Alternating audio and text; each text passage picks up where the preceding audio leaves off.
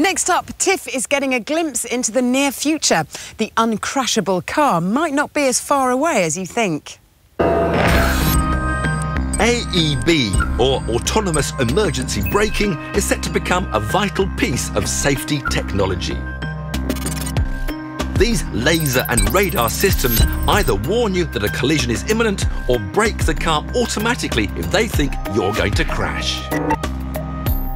Once the reserve of gadget-laden luxury limos, this technology is now available on all manner of vehicles, ranging from executive saloons to family hatchbacks and even cheap city cars.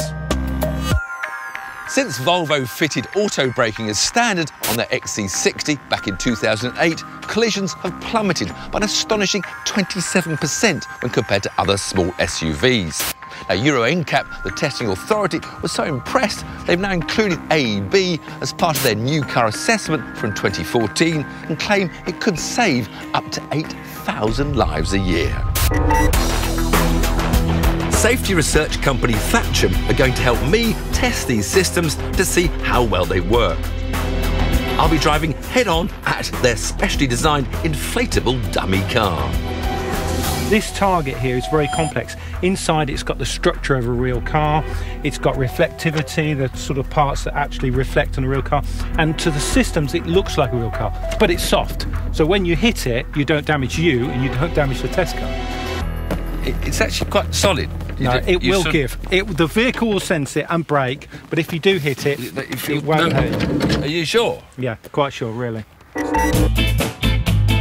First, I'll perform the urban test, designed to replicate a traffic situation where a driver hasn't realised the car in front has stopped. I'll drive each car at the stationary dummy and see if they can stop me from crashing.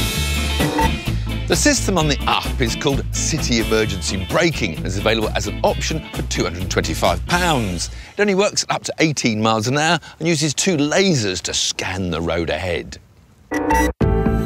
It allows the car to see objects up to 10 metres ahead. At 7 metres from an object, it'll prime the brakes for you, and when you get really close, it should apply the brakes. So I stick to 18 miles an hour. You're looking for that party. 54, 52, 50, where's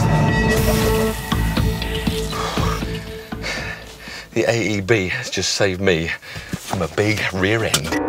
That could have been more than £4,000 worth of damage and possibly an expensive whiplash injury, all saved by some very simple technology. Amazing, isn't it? I'm impressed. As well as a city braking system that's identical to the one in the up, our Volvo V40 is equipped with a £1,850 collision warning extra. It uses a radar to continuously scan the road and a camera which can determine whether an incoming object is another vehicle or just part of the scenery. And apparently we can now approach this stationary object at 28 miles an hour and it'll stop, and I'm looking straight at it and I can't believe this is going to work. That is amazing. I was convinced we were going to crash. Shut up. Thank you. I cannot believe that stopped so quickly, so late. So it comes in very late to stop you relying on the system, but that would have been quite a severe crash. The airbags would have been deployed, the vehicle probably wouldn't have been repairable, and you might have been injured. Next, I'll test the Mercedes S-Class, which has a £2,000 auto braking system called Distronic Plus. This uses 3 radars, one in the centre grille and 2 behind the front bumper to scan the road ahead. So the question is, are 3 radar detectors better than 1 radar and 1 camera? 28 miles an hour. Stop, please stop.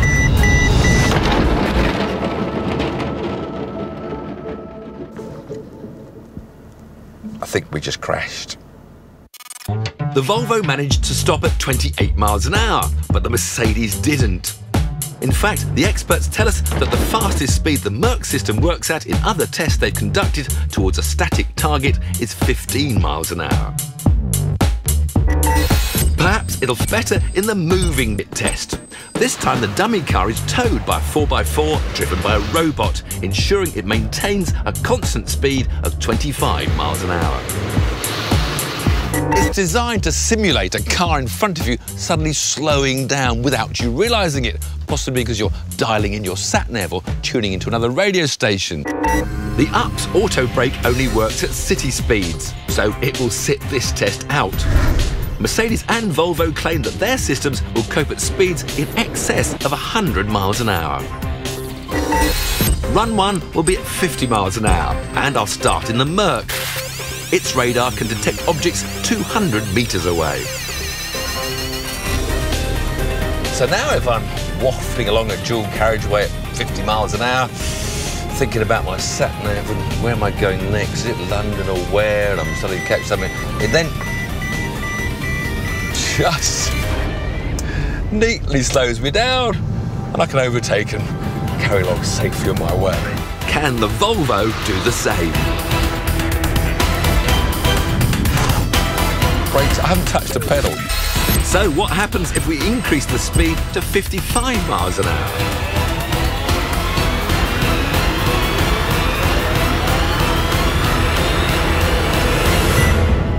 Yeah, that didn't work very well, did it?